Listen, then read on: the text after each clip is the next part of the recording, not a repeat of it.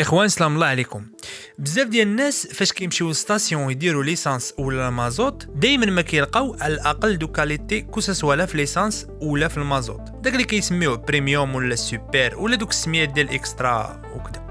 هاد لا كاليتي ديما كتكون زايده على ستاندار بشي 2 دراهم حتى ل 3 ديال الدراهم. دابا السؤال هنا هو واش عندكم فكره على الفرق بيناتهم، اضافه ان في الاشارات دائما ما كيقولوا لينا باللي هاد الوقود راه مزيان للموتور، مزيان لي زانجيكتور، مزيان لكذا الى اخره. فهاد لا فيديو غادي نعرفوا بلغه ديال القرايه واش فعلا كاين شي فرق بيناتهم ولا غير كيخربقوا علينا، وباش نيت منها نفهموا اللغه اللي كيخاطبونا بها في الاشارات. فهاد الدرس غادي نفصلوا في 2 ديال المصطلحات واللي هي اللي كتحدد الاختلاف بين هاد الانواع ديال الوقود، وغادي نشوفوا العلاقه بينها وبين لوطو كومبريسيون. نبداو على بركه الله. اول حاجه خاصنا نتفاهموا عليها هو ان ليسانس كاربيرون اللي كيتحرق في الموتور ا كومبوسيون انترن بالحضور ديال شراره الاشتعال، والمازوت ديزل ما كيحتاج غير الحراره اللي كتجيه من الضغط العالي باش يتحرق. وهنا واحد الملاحظه، ليسانس حتى هو في بعض الحالات كيتحرق قبل اصلا ما تشعل لابوجي داليماج. ونذكر عاود بلوطو دو كومبريسيون او نسبه الانضغاط واللي هي الحجم ديال لا شامبر دو كومبوسيون زائد الحجم ديال السيلندر اللي ما بين البي ام اش والبي ام بي. هادشي كله مقسوم على الحجم ديال لا شامبر دو كومبوسيون. هاد لو رابور فوليوميتريك هو اللي كنسميوه بلوطو دو كومبريسيون. ودابا غادي ندوزو نعرفوا بلوكتان. كنسمعوا بزاف ديال الناس اللي كيهضروا على ليسانس 92 والاخرين كيهضروا على ليسانس 95. فشنو الفرق بيناتهم؟ لوكتان الاخوان هو مقياس اللي كيعرف لينا ليسانس من ناحيه مقاومته للاشتعال، وفاش غادي نحتاجو حنا هاد لوكتان. ودابا بغيتكم تصنتوا ليا مزيان. الحاجه اللي خصنا نصحوها او كومام غير نتفقوا عليها بيناتنا هو ان ليسانس خاصو شراره الاشتعال. لا، هاد الجمله في حد ذاتها راها خاطئه. علاش؟ حيت ببساطه ليسانس ما كيخصوش الشراره باش يشتعل. ليسانس بطبيعته بحال الديزل ما خصوش ايتانسيل. دونك البروفوكاسيون اللي حنا متاكدين منها انها تقدر تحرق لينا الكاربيرون هي درجه الحراره الكبيره اللي كيولد هاد الضغط العالي ديال البيستون في لو سيلندر. دونك السؤال اللي غادي يقدر يجي في بالكم دابا هو ايوا علاش الكونستركتور خرج لينا لا بوجي داليوماج باش تعطينا الشراره ياك ما محتاجينهاش؟ الجواب ببساطه هو ان الشراره هي الحاجه الوحيده اللي كتقول لينا باللي فعلا راه ليسانس تحرق بغض النظر على لا بريسيون اللي وصل ليها في لو سيلندر. بمعنى اخر هي اللي كتعطينا داك لو كونترول او كتخلينا نتحكموا في التايمين اي في وقت الاحتراق. وعلاش هاد الشيء؟ باش الموتور يخدم تحت النظام اللي صايبنا عليه في الاصل، ما يبقاش مخربق، في عوض باش يديجاجي لينا الغازات الناتجه على الاحتراق ديال ليسانس اي ولي مديجاجي لينا ليسانس براسو حيت باقي ما تحرقش. دونك الشراره هي اللي كتعطي الاحتراق وقت مضبوط، وبهكا الموتور كيخدم بنظام وانتظام. دابا كاين اللي غادي يسول راسو ويقول ايوا انت قلتي باللي ليسانس باش يتحرق كيخصو غير الضغط، ايوا راه يقدر يتحرق اصلا قبل ما تشعل شراره ديال لا بوجي داليوماج، والبيستون هو ناوي يكمل الكورس ديالو حتى البي ام اش غيولي مفرقع عليه في وجهه ليسانس. شنو ديك الساعه غيتم هابط ولا شنو غيدير في هذه الحاله؟ غادي نجاوبكم وغادي نقول لكم مالوغوزمون هذا الشيء يقدر يوقع بسبب بزاف ديال العوامل واللي غادي نقولها لكم من بعد. وهاد القضيه كنسميوها بالبري اغنيشن بلونغلي ولا لاليوماج بريكوس.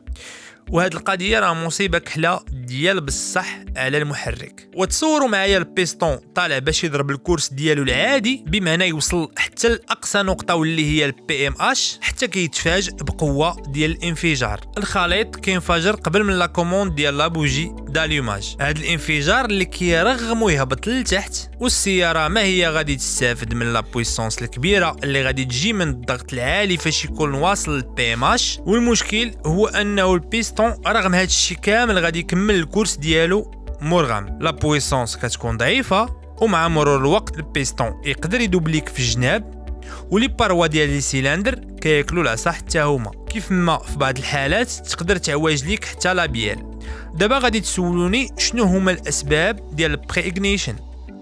باش نكون معكم واضح ونكونوا او ميم طون مضبوطين في الجواب ديالنا، غادي نقول لكم هي الحراره الزايده اللي كيوصل ليها البيستون ولا لا بوجي ولا حتى رؤوس ديال لي سوباب، دوك الصمامات. كي بحال الا بغيتي تقول هما اللي كيلعبوا الدور ديال شمعة الاشتعال قبل اوان الانفجار. علاش هاد الاجزاء في نظركم كيوصلوا لهاد الشيء؟ ببساطه بسبب الاحتراق اللي كيكون غير مثالي في غرفه الاحتراق، واللي كيخلف تما رواسب كربونيه ان ديبو دو كربون اللي كيترسب فوق راس البيستون او حتى فوق رؤوس الصمامات لي سوباب. ومع الحراره الزايده هاد الرواسب هي نيت اللي كتلعب دور شراره الاشتعال. كيف ما يقدر يكون مشكل في لو سيستيم دو ريفرواديسمون، الشيء اللي غادي يخلي مباشرة هاد الأجزاء يتوهجوا بفعل الحرارة ويلعبوا نفس الدور ديال لابوجي داليوماج.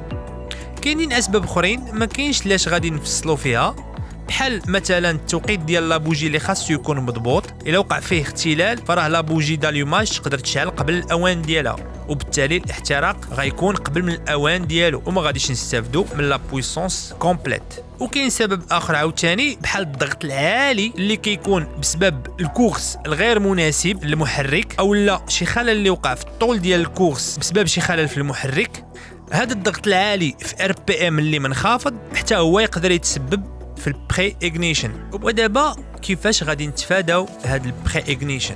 السبب هو الحراره. دونك خاصنا نقادو الحراره ديال الموتور ونخليوها مثاليه، رفرواديسمون مزيانه، بوجي اللي مزيانه مع ضبط التايمين ديالها، لانجيكسيون ديال الكاربيرون خاصها حتى هي تكون مضبوطه.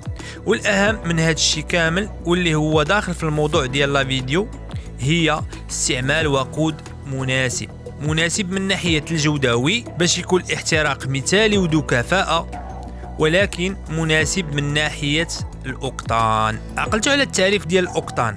هو مقياس يعرف لنا ليسانس من ناحية مقاومته للاشتعال. دونك باش يقاوم لنا ليسانس الحرارة اللي تقدر تجي من الضغط العالي ولا حتى منين الموتور يفوت شوية الحرارة ديالو الاعتيادية، خاص يكون الأوكتان ديالو عالي أو لا على الأقل مناسب للموصى به من طرف الكونستركتور أو المصنع. اذا المصنع هو اللي صنع المحرك، هو اللي عارف لو طو دو كومبريسيون ديال الموتور شحال، عارف تا قطر السيلندر شحال، وهو اللي كيفرض علينا الاوكتان المناسب ديال ليسونس اللي غادي نستعملو في السياره اولا في المحرك. نعطيو مثال، في المغرب كاينه داسيا او لا هيونداي ايديس. هادو الكونستركتور كينصح بليسانس اللي الاوكتان ديالو 92 رون 92 راه كافي. وغالبا الطوموبيلات اللي عندهم موتور صغير كيسركلوا في المدينه وكذا، فراه الكونستركتور دائما ما كينصح بليسانس رون 92 راه كافي. كاينه بيجو 208 او لا كليو 4 مثلا، الكونستركتور كيقول باللي ليسانس رون 92 كافي، ولكن بما انه كيتعتبروا هاد الطوموبيلات الصنف المتوسط الموصى به هو ايسانس رون 95. ايوا دابا اجي نشوفوا الموتور كبير، تيربو، الهاي كومبريشن الى اخره.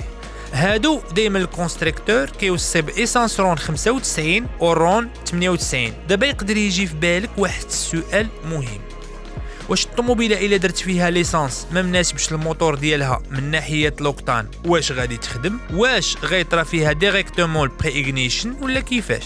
ايوا هنا غادي نجاوبكم ونقول لكم باللي الاي سي يو ديال الطوموبيل دابا يقدر يضبط لك الوقت تايمين ديال لابوجي داليوماج، بيان سور على حساب لوكتان ديال ليسانس اللي عطيتيها. بيان سور ما تكونش القيمه ديال الاوكتان كبيره بزاف على القيمه الموصى بها من طرف الكونستركتور.